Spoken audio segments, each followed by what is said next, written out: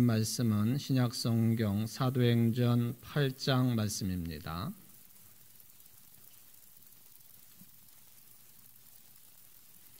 사도행전 8장 14절부터 25절까지 말씀 봉독해 드리겠습니다.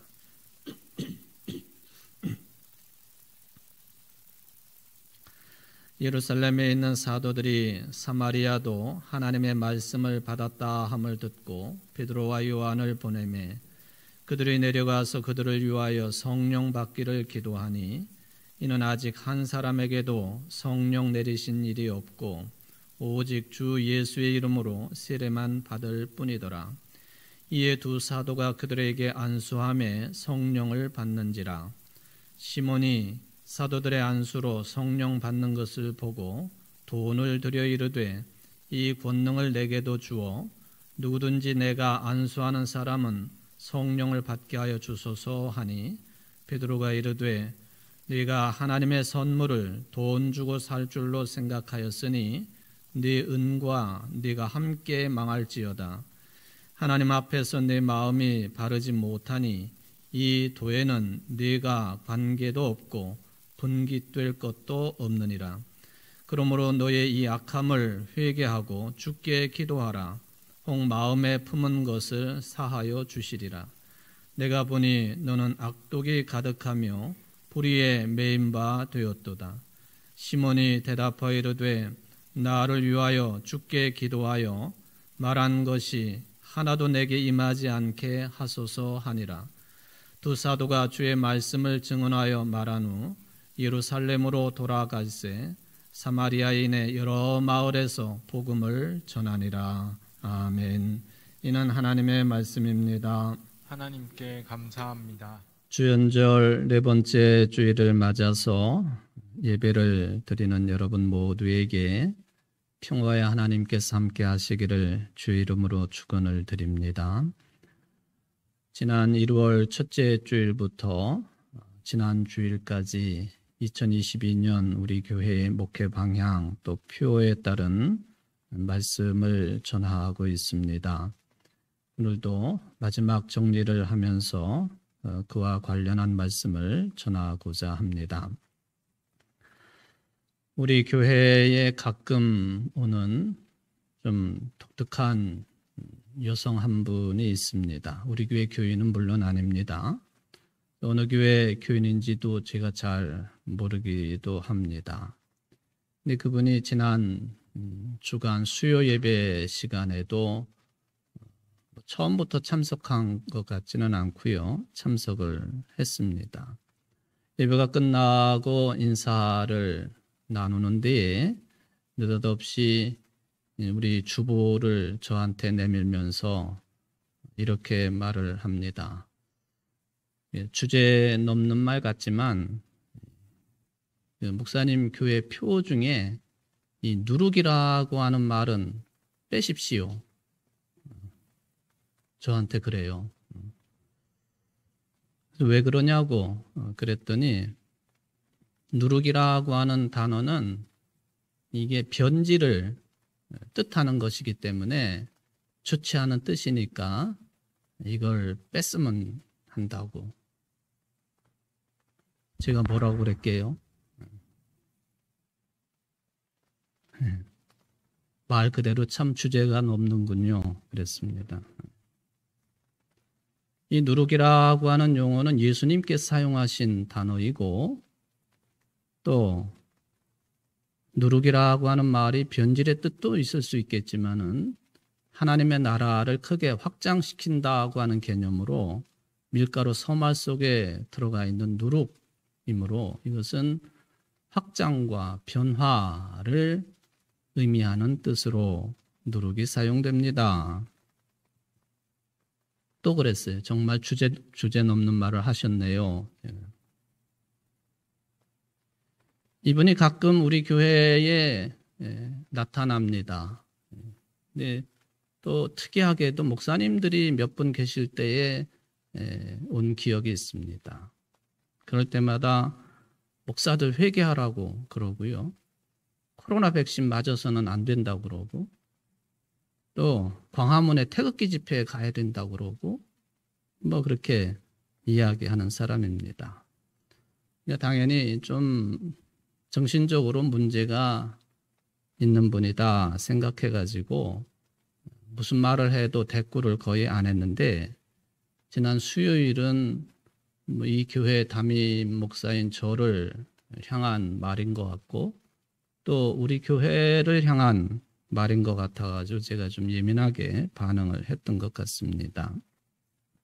그냥 불쌍히 여기고 그러냐 하면서 끝내도 될 것을 하는 아쉬운 생각도 들기도 했습니다.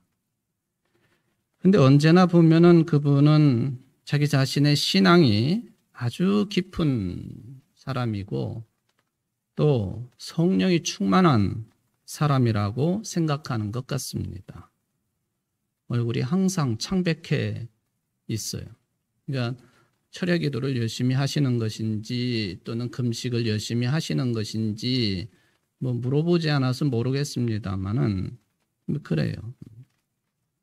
성령에 이끌려서 성직자들에게도 용감하게 이래라 저래라 명령조로 말을 하기도 하고 누가 또 거기에다가 응대를 하기만 하면 끝까지 얼굴색 하나 변하지 않고 대드는 모습을 여러 차례를 목격을 했습니다. 성경도 열심히 잘 들고 다녀요. 근데 여러분 정말 그 사람이 성령의 인도를 받은 온전한 신앙인일까요? 그게 성령 받은 모습이라고 한다면 성령은 누구이시고 또 무엇하는 분이신가 하는 그런 본질적인 질문을 하지 않을 수가 없습니다. 성령 받았다 하는 이 말을 항상 주의를 기울이고 조심을 해야 되는 것은 정말 성령의 역사인지 악한 영의 역사인지 우린 그것을 구분할 수가 있어야 되겠습니다. 빛과 소금 또 누룩인 그리스도인으로서의 또는 교회로서의 삶을 살아가는데 우리는 성령의 도우심과 인도하심이 없이는 결코 그것을 생각할 수도 없고 또 살 수도 없다라고 하는 것을 명심해야 되겠습니다. 특별히 교회 공동체의 삶이라고 하는 것은 성령의 인도로 공동의 유익을 구하는 삶이 교회 공동체의 삶이기 때문에 특별히도 교회 생활은 성령의 역사하고 뗄래야 뗄 수 없는 하나된 관계라고 하는 것을 올 한 해도 여러분들이 늘 명심하시고 성령과 동행하시는 복된 한 해 되시기를 간절히 바랍니다.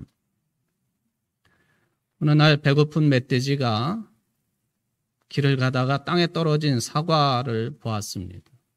그리고는 그 사과를 맛있게 씹어 먹었습니다. 그리고는 그 멧돼지가 그 사과 떨어진 곳을 열심히 파기 시작을 했어요.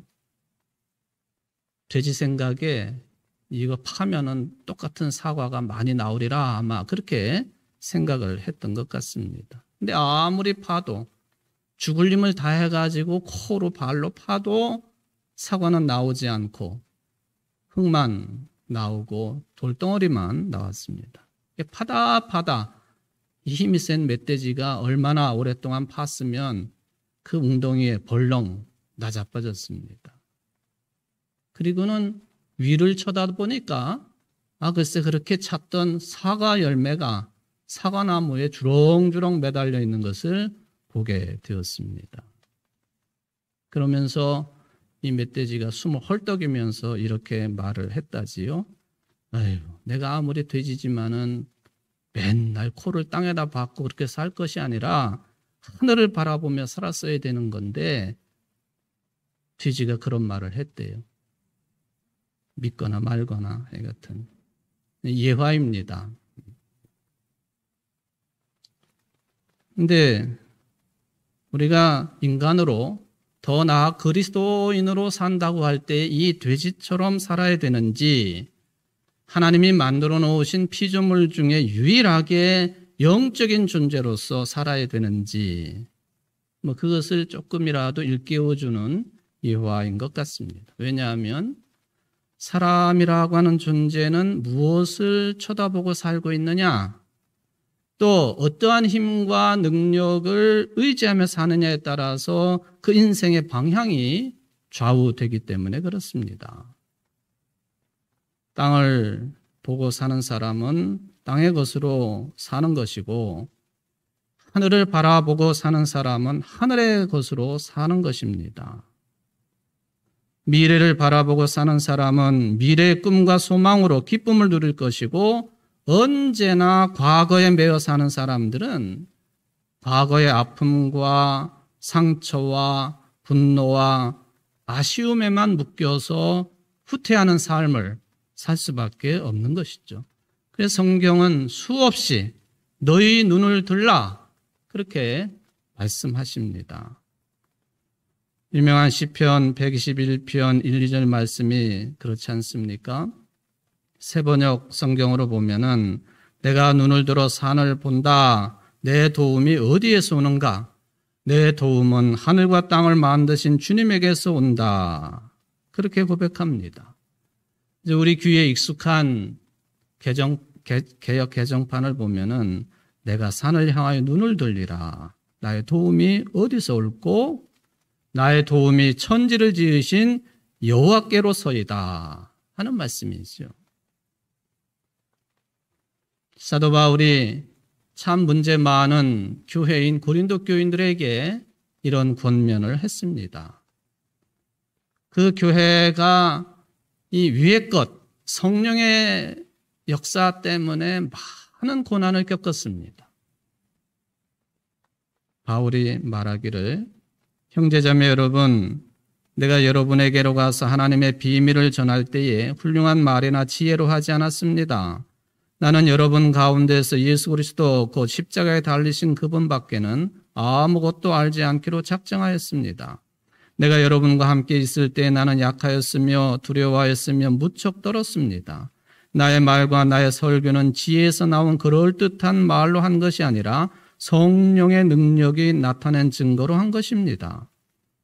그것은 여러분의 믿음이 사람의 지혜의 바탕을 두지 않고 하나님의 능력의 바탕을 두게 하려는 것이었습니다. 하나님은 성령을 통하여 이런 일들을 우리에게 계시해 주셨습니다. 성령은 모든 것을 살피시니 곧 하나님의 깊은 경륜까지도 살피십니다. 사람 속에 있는 그 사람의 영이 아니고서야 누가 그 사람의 생각을 알 수 있겠습니까?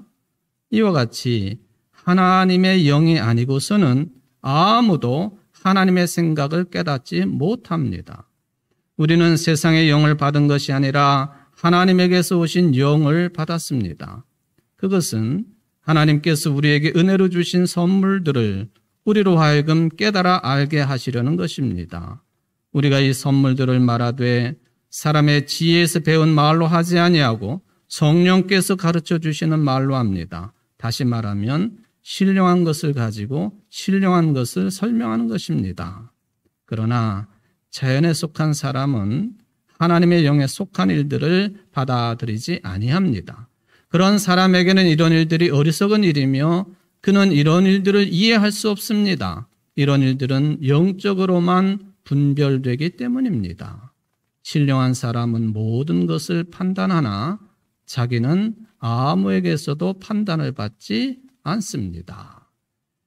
고린도전서 2장 1절부터 15절까지 중간에 제가 발췌를 좀 했습니다. 여러분, 우리 믿는 사람들은, 그리스도인들은요, 세상의 지혜나 세상의 영이나 자연적인 질서에 따르는 사람들이 아니라 하나님의 영이신 성령의 역사로 사는 존재들이라고 하는 것을 믿으시기를 바랍니다. 만약에 우리가 세상의 지혜나 또는 세상의 능력이나 또 자연 질서를 통한 깨달음이 우리를 주관하는 것이 맞다고 생각한다면 예수를 그리스도로 믿을 이유가 하나도 없는 것이에요. 그냥 그렇게 세상 사람처럼 살면 되는 것이죠. 이 비슷한 내용을 요즘에 우리가 수요예배 시간에 욥기를 공부하고 있습니다마는 욥기 12장에 잘 표현하고 있습니다.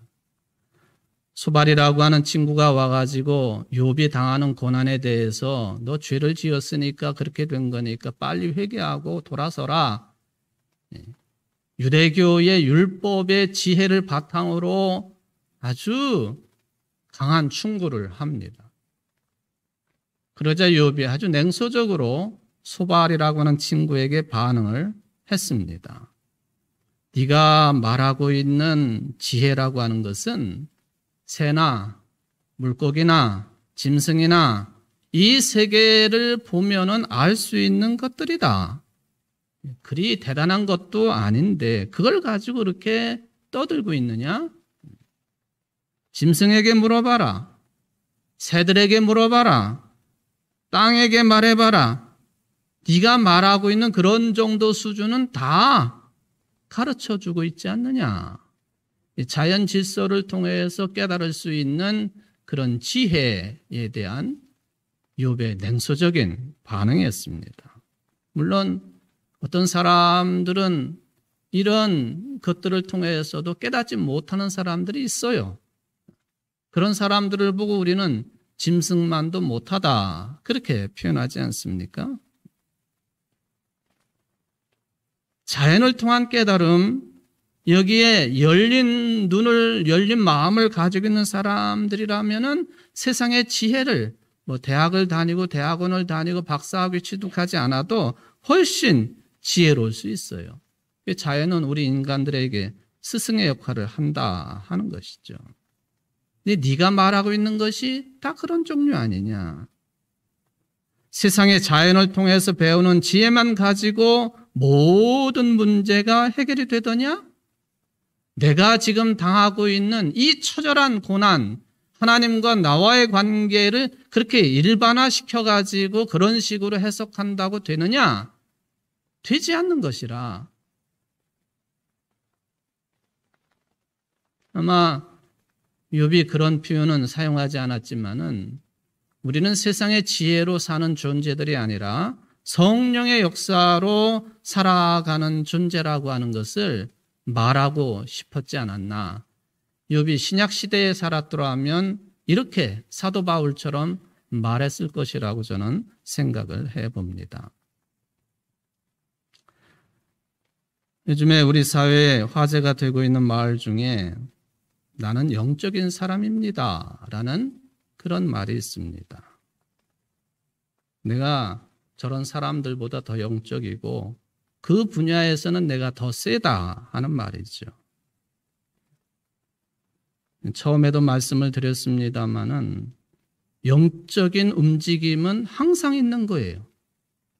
헬라어로 푸뉴마라고 하는 이 단어가 성령으로 번역이 되기도 합니다만 원래 이것은 헬라 사람들 일반인들도 언제나 사용하는 단어예요. 푸뉴마, 바람 또는 기운 이런 뜻이기 때문에 그렇죠. 성령의 역사 분명히 있습니다. 반면에 악한 영의 역사 눈에 보이지 않지만 분명히 존재하는 거죠. 이걸 잘 구분할 수 있어야 된다는 거예요. 우리가 사는 세상을 눈에 보이지 않는다고 해가지고 이러한 악한 영의 움직임에 맡겨버리는 것 굉장히 무책임한 일입니다. 무속인들이 판을 치는 세상을 허락한다? 무책임한 일이라는 거예요. 요새 무속인이라고 하는 용어가 자주 등장을 하니까 진짜 무속인들이 화가 났대요. 그래가지고 진짜 그렇게 하는지 모르지만은 무속인 200만 명이 국회가 있는 여의도를 간다. 그런 말이 들려와요. 200만 명이요. 우리나라 인구가 작년 11월 말 기준으로요. 약 5,165만 명 정도입니다. 5,165만 명. 그 중에 200만 명 정도가 무속인이래요. 제가 깜짝 놀랐어요. 몇 % 정도가 무당이든 점치는 사람이든 이런 이 주술에 의지하는 사람들이냐면 4% 정도가 이런 무속인이라는 말이에요. 100명 중에 4명. 그죠? 100명 중에 4명. 여기에도 무당이 있을 수 있겠네요. 저는 깜짝 놀랐습니다. 이상한 영에 사로잡혀서 국민들을 미혹하는 사람들이 그렇게 많다는 말인가? 그러면서 요즘에 제가 한참 전에 설교 시간에 인용을 했던 인물입니다만은 제정 러시아 시대 때에 이 사람이 뭐 그 신부는 아닌 것 같고 그래가지고 이 사람을 뭐라고 부르느냐 하면 괴승이라고 불러요. 괴이한 러시아는 정교회 국가이니까 괴이한 승려 또는 괴이한 신부, 이상한 신부, 정상적이지 않은 신부, 괴승 그리고리 라스푸틴이라고 하는 이름입니다. 요즘에 러시아의 대통령 이름이 푸틴인데 라스푸틴이에요. 지금 사진으로 보는 저 사람인데 괴승이라고 부릅니다. 이 사람 때문에 사실은 제정 러시아가 공산주의로 넘어가 버렸잖아요. 물론 뭐 넘어갈 때가 돼서 넘어갔다라고 말할 수도 있습니다만은 이 괴승 라스푸틴이요, 황후를 꼬셔가지고 아주 이상한 짓을 많이 했습니다. 전쟁에 나가 있는 황제에게 자기가 꿈의 계시를 받았다고 하면서 뭐 이래라 저래라 명령을 합니다. 결국에는 이 러시아 제국이 무너지지 않습니까? 라스푸틴의 국정농단을 용인한 당시의 니콜라이 2세는 로마노프 왕조의 마지막 황제가 되는 아주 뼈아픈 역사가 러시아가 가지고 있는데 바로 그 움직임의 아주 주요한 인물이 괴승이었다는, 괴승. 독일의 히틀러도 비슷합니다. 제가 독일의 히틀러 이야기를 할 때에 뭐 여러 가지 말씀을 드린 기억이 있습니다만 놀랍게도요, 히틀러도 이 추술에 심취해 있었다고 하는 것이죠. 그 뒤에 누가 있었느냐? 히틀러 주변에 많은 인물들이 있었습니다만은 하인리 힘러라고 하는, 지금 사진으로 보는 저 사람, 하인리 힘러, 이 사람은 교령술을 썼던 사람이에요. 교령술이 뭐냐면 심령술 또는 강신술, 말하자면 죽은 사람의 영혼을 불러들여 가지고 그것을 영매로 삼아 가지고 거기서 들은 이야기를 사람들에게 알려주는. 그러니까 히틀러 옆에 이 힘러라고 하는 사람이 교령술을 이용해 가지고 죽은 자들의 영혼과 교접해 가지고 이런저런 이야기들 히틀러에게 해주니까 히틀러가 하는 짓이 뭐예요? 유대인들 600만 명을 학살할 뿐만 아니라 인종주의자예요. 아주 철저한 차별주의자입니다. 히틀러가 개인적으로 보면요, 굉장한 예술성을 가지고 있는 사람입니다. 그림도 잘 그리고 음악도 잘하고, 그런데 이 부분에 있어서는 전혀 인정받지 못하는 역사적인 죄인이죠. 그 뒤에 하인리 힘러라고 하는 죽은 자와 교제를 하고 광신적인 믿음을 이용해서 홀로코스트의 주 설계자가 된 힘러의 영향이 굉장히 컸다고 하는 것은 다 알려진 사실이지요. 주술을 의지하는 사람이 내 곁에 있다? 또는 우리 곁에 있다? 조심해야 됩니다. 복음서의 마태복음, 마가복음, 누가복음, 이 세 복음서를 공관복음서라고 하지요. 요한복음까지는 사복음서라 그렇게 부르요. 사복음이라. 그런데 이 공관복음서에 보면은 똑같은 표현이 나와요. 예수님께서 공생애를 시작하시기 전에 광야에 40일 동안 나가셔서 시험을 받으시는데 이 시험을 받으시는데 누가 예수님을 광야로 인도하셔서 시험을 받게 하시느냐 하면은 성령이 있어요. 성령에 이끌려 광야로 가셨다. 마태나 마가나 누가복음이나 똑같이 표현합니다. 아니 어떻게 하나님의 영이신 성령께서 그분이 예수님이 되었든 누가 되었든 시험에 들게 하시는가? 온갖 어려움을 다 겪게 하시는가? 성령의 역사가 아니지 않는가? 아니요, 이것도 성령의 역사입니다.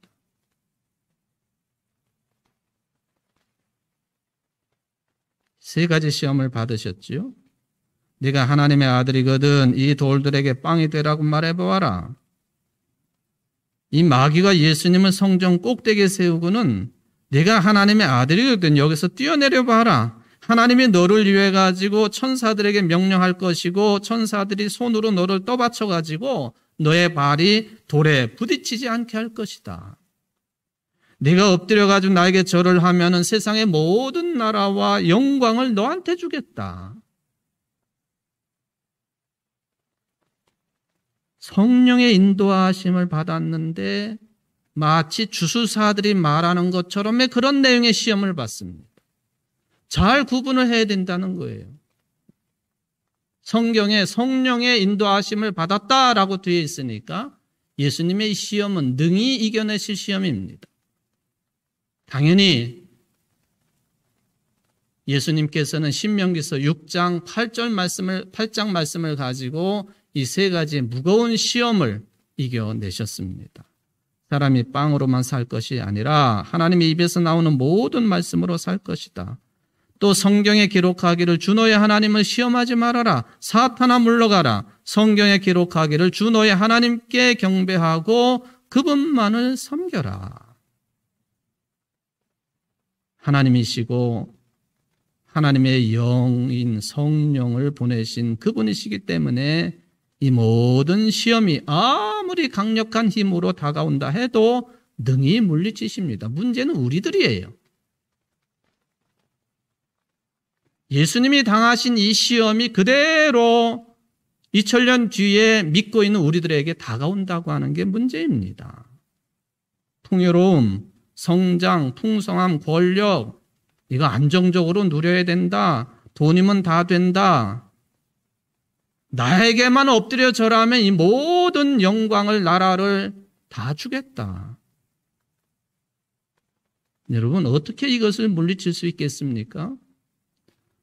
단적으로 말하면 하나님의 영이신 보혜사 성령의 도우심을 받지 않고서는 이거 이길 힘이 우리에게는 주어지지 않았다는 거예요. 그런 차원에서 오늘 본문 말씀이 우리에게는 귀한 말씀이 됩니다.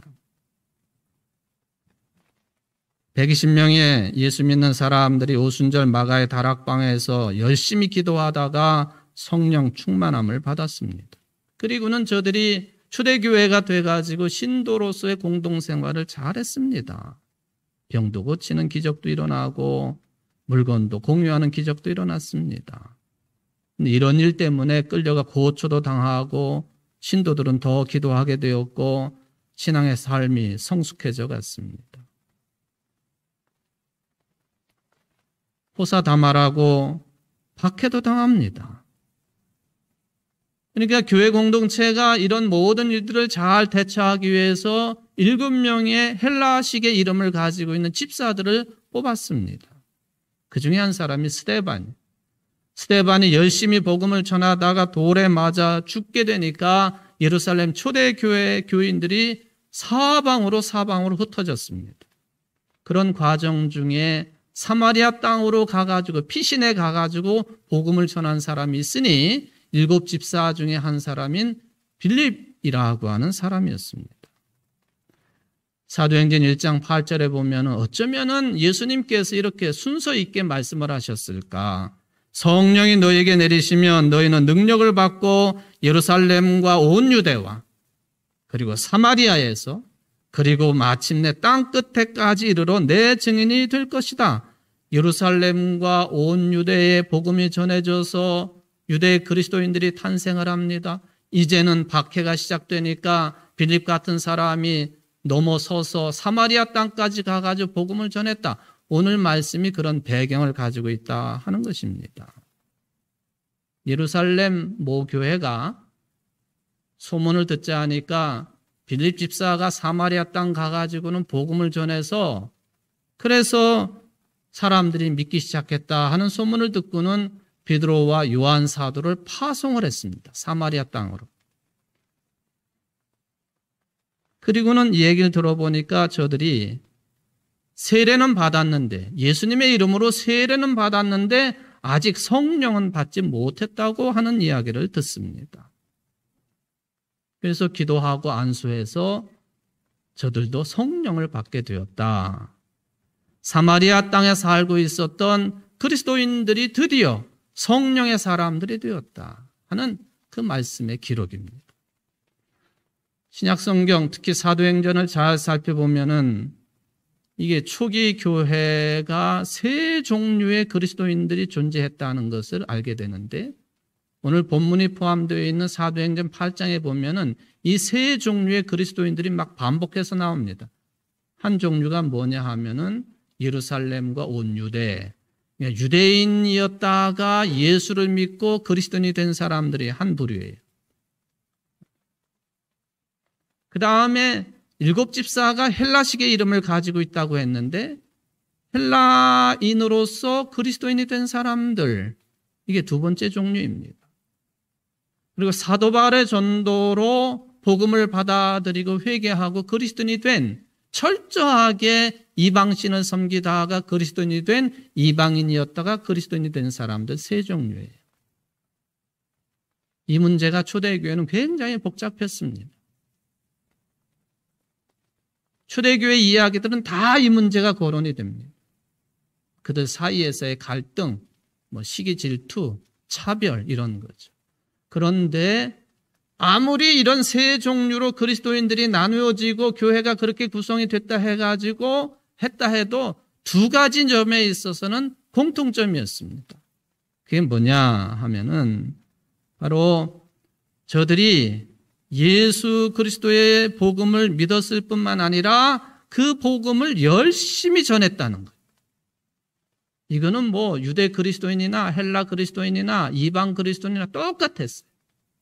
믿음을 가지고 복음을 열심히 전했다 하는 거예요. 두 번째 공통점은 뭐냐 하면은 바로 성령에 대한 생각이었습니다.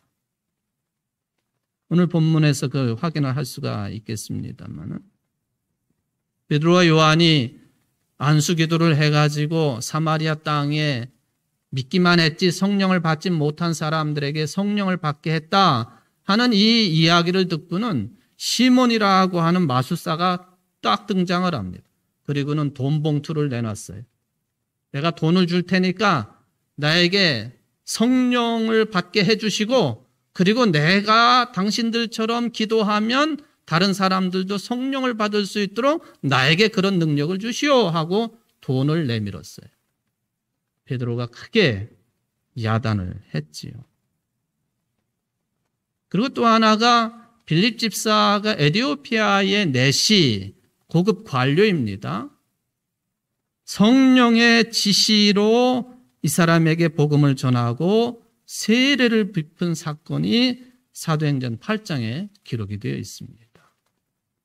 이 두 가지를 통해서 우리는 성령의 역사, 성령의 하시는 일, 이 부분에 대해서 잘 살펴볼 수가 있겠습니다. 성령은 누구이신가? 무엇하는 분이신가? 우리는 제대로 성령의 사람으로서의 삶을 살고 있는지, 도대체 성령을 받았다고 하는데 성령을 받은 증거는 또 뭐냐 하는 점 등이죠. 저는 독일의 아주 유명한 신학자요, 지금도 90이 넘었지만은 활동을 하고 있는 위르겐 몰트만이라고 하는 분이 우리가 흔히 말하고 있는 성령에 대해서 다른 표현 사용한 것을 생각해 봅니다. 그가 성령론을 이야기하면서 성령을 뭐라고 표현했느냐 하면은 성령은 생명의 영이다 했습니다. 훨씬 더 가깝고 구체적이고 또 현대인들에게 이해가 쉬운 표현이에요. 성령은 생명의 영이다. 저는 여기에다가 두 가지를 더 덧붙입니다. 성령은 생명의 영이요. 생명이라 하면 구원받은 것이니 성령은 구원의 영이고 성령은 또한 사랑의 영이시다. 생명의 영이시고 구원의 영이시고 사랑의 영이시다.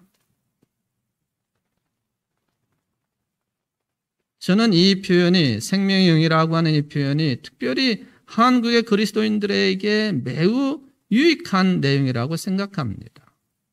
왜냐하면은 우리는 흔히 성령의 역사라고 그러면은 방언을 말하고 신유를 말하고 입신을 말하고 뭐 그런 경향성이 강하지 않습니까? 집회에서 찬송을 열심히 부르고 뜨겁게 기도하다가 성령이 임한 것이라고 하는 생각도 강합니다. 물론 이것도 굉장히 소중한 체험들이에요. 이런 체험들을 통해서 신앙이 부쩍 성장을 하고 또 과정을 거쳐서 교회의 주요한 인물이 되는 것도 사실이기 때문에 그렇습니다. 근데 우리는 거기에만 매여 있어서는 안 돼요. 이 모든 것들은 대부분이 개인적인 유익을 위한 성령의 역사예요. 내 신앙의 성장 위한 것이죠. 근데 성령이 하나님의 선물로 주어질 때에는 공동의 유익을 위해서 주어진 하나님의 선물이 성령이라는 거예요. 그러니까 몰트만이 이야기하고 있는 생명의 영이다. 또 제가 거기다 덧붙이고 있는 구원의 영이시고 사랑의 영이시다. 이것까지 포함하는 성령의 역사를 우리는 좀 주시할 필요가 있다 하는 것이죠. 오늘 본문에 세례만 받았지 아직 성령을 받지 못한 사마리아 그리스도인들, 생명과 구원과 생명의 능력은 없고 명색만 세례 교인인 사람들, 교인인 것 같지만은 교인으로서의 능력은 없었던 사람들, 이런 사람들을 가리켜서 오늘 사도행전을 기록한 사람이 누가복음을 기록한 누가이니 누가가 표현하기를 성령을 받지 못한 사람들이라 했습니다. 그러므로 이거는 뭐 목사로서의 저의 해석이고 저의 덧붙임입니다만은 나에게 생명의 능력이 주어졌는지, 살리는 능력이 주어져 있는지, 구원의 능력이 주어져 있는지, 서로 사랑하라 했으니 사랑의 능력이 나에게 주어져 있는지 그걸 확인을 해보면 내가 성령을 받은 사람인지 아닌지 어느 정도는 판단이 선다 하는 그런 말씀입니다.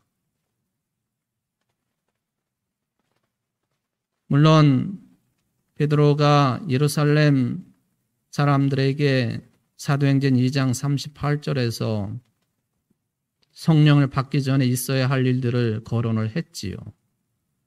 성령을 받는다고 하는 것은 마치 무슨 찐빵을 만들어내듯이 또 빵틀에서 빵을 똑같이 찍어내듯이 그렇게 되는 것이 아니다. 너희가 회개하여 각각 예수 그리스도의 이름으로 세례를 받고 죄사함을 받으라. 그리하면 성령의 선물을 받는다 하는 이 말씀이 굉장히 소중합니다. 내 삶 전체의 방향성을 하나님께로 돌리는 것, 그리고 예수 그리스도의 이름으로 각각 세례를 받는 것, 죄사함을 받을 때에 그리하면 성령의 선물을 받는다 하는 말씀이죠. 그렇다면은 이런저런 과정이지만 이렇게 성령을 받으면 무슨 일이 벌어지는가? 사도행전 1장 8절이 해답입니다. 오직 성령이 너에게 임하시면 너희가 권능을 받고 예루살렘과 온 유대와 사마리아와 땅끝까지 이르러 내 증인이 되리라 하시니라. 성령이 임하면 권능을 받는다. 권능이라고 하는 우리나라 말, 이 헬라어에 무엇을 번역했느냐 하면은 듀나미스라고 하는 단어예요. 듀나미스. 듀나미스라고 하는 이 말은요, 그냥 다이너마이트 또는 다이나믹하다 할 때 사용하는 말입니다. 그러니까 성령을 받았다 하면은 그것은 말하자면은 폭발적인 힘이 주어졌다는 거예요. 구원의 힘이 폭발적으로 주어진 것이고 생명의 힘이 폭발적으로 주어진 것이고 사랑의 힘이 폭발적으로 주어진 것이 성령을 받은 사도행전 1장 8절에 따른 증표예요. 그게 첫 번째 증표입니다. 두 번째, 성령을 받으면 증인이 된다. 증인이 되되 쓸데없는 내용의 증인이 아니라 예수 그리스도에 관한 증인이 된다는 거예요.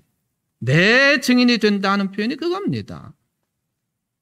무슨 우리 집안 이야기를 전하는 게 아니에요. 내 개인적인 이야기를 전하는 증인이 아니라 내 증인이 되리라. 예수 그리스도의 증인이 되는 게 성령 받은 증표라는 거예요. 증인이라고 하는 말 헬라어로 보면은 마르튀리아인데 이거는 말티스라고 하는 영어로 순교라고 하는 말과 같은 뜻이에요.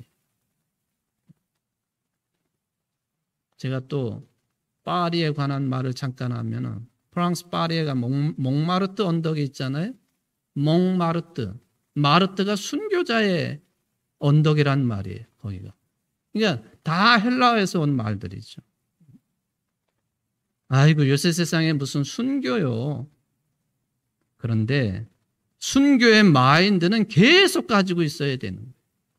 왜? 증인의 마인드는 항상 가지고 있어야 된다는 거예요. 내 목에 칼이 들어와도 예수 그리스도를 부인하지 아니하고. 여기 여러분들 내려가시다가 1866년에 병임박해 때 순교를 한 오반지 바오로라고 하는 사람이 무슨 말을 했는지 벽면에 이렇게 기록되어 있지 않습니까? 날 10,000번을 죽여봐라. 내가 예수 그리스도를 부인하지 않는다는 그 말이. 이게 증인된 삶이에요. 사랑하는 성도 여러분, 우리는 그냥 취미 삼아 교회 생활하는 게 아닙니다. 그러므로 성령을 받는다는 말을 가볍게 여겨서는 안 됩니다. 내가 성령을 받지 못하면 생명의 능력도 구원의 능력도 사랑의 능력도 이루어질 수가 없습니다. 더더욱이 예수 그리스도의 증인이 될 수는 없습니다.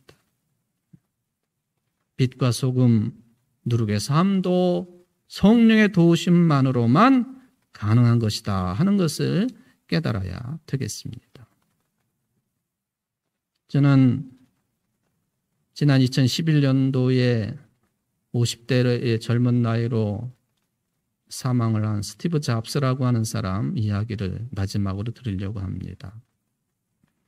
이 사람이 애플사의 CEO로 복귀를 하고 2년 동안 자본이 20억 달러에서 160억 달러로 증가를 합니다. 이제 여유로워지니까 이 사람이 새로운 일을 시작을 하는데 새로운 제품을 개발하기 시작하죠. 아이팟이라고 하는 MP3 플레이어를 개발을 하고 2007년도에는 아이폰이 발표돼 가지고 세계적으로 선풍적인 인기를 얻었습니다. 애플은 약 500억 달러의 수익을 올렸습니다. 그런데 2004년도에 췌장암 수술을 받고 2009년도에 간 이식 치료를 받습니다. 그리고는 2011년도에 병세 악화로 애플사 CEO직을 사임을 하고 2달이 지나지 않아서 56세로 죽습니다. 그가 이런 내용의 편지를 마지막으로 남겨놓았습니다. 나는 사업의 성공의 최정점에 도달했었다. 다른 사람들 눈에는 내 삶이 성공의 전형으로 보일 것이다. 그러나 나는 일을 떠나서는 기쁨이라고는 거의 느끼지 못했다. 내가 그토록 자랑스럽게 여겼던 주위의 갈채와 막대한 부는 임박한 죽음 앞에서 그 빛을 잃고 그 의미도 다 상실했다. 이제 깨닫는 것은 평생 굶지 않을 정도의 부만 축적되면 더 이상 돈 버는 일과 상관없는 다른 일에 관심을 가져야 한다는 사실이다. 그건 돈 버는 일보다 더 중요한 뭔가가 되어야 한다. 그건 인간관계가 될 수도 있고 예술일 수도 있고 어린 시절부터 가졌던 꿈일 수도 있다. 쉬지 않고 돈 버는 일에만 몰두하다 보면 결과적으로 삐뚤어진 인간이 될 수밖에 없다. 바로 나같이 말이다. 부에 의해 조성된 형상과는 달리 창조주는 우리가 사랑을 느낄 수 있도록 감성이라는 것을 모두의 마음속에 넣어주셨다. 평생에 내가 벌어들인 재산은 가져갈 도리가 없다. 내가 가져갈 수 있는 것이 있다면 사랑으로 점철된 추억뿐이라. 내가 가져갈 수 있는 것은 사랑으로 점철된 추억뿐이라. 추억으로 끝나면 되겠습니까? 사랑으로 점철된 신앙, 생명으로 점철된 신앙, 구원의 은총으로 점철된 신앙, 성령의 역사로 맛볼 수 있는 이 신앙, 2002년 한 해 동안 열심히 사시기 바랍니다.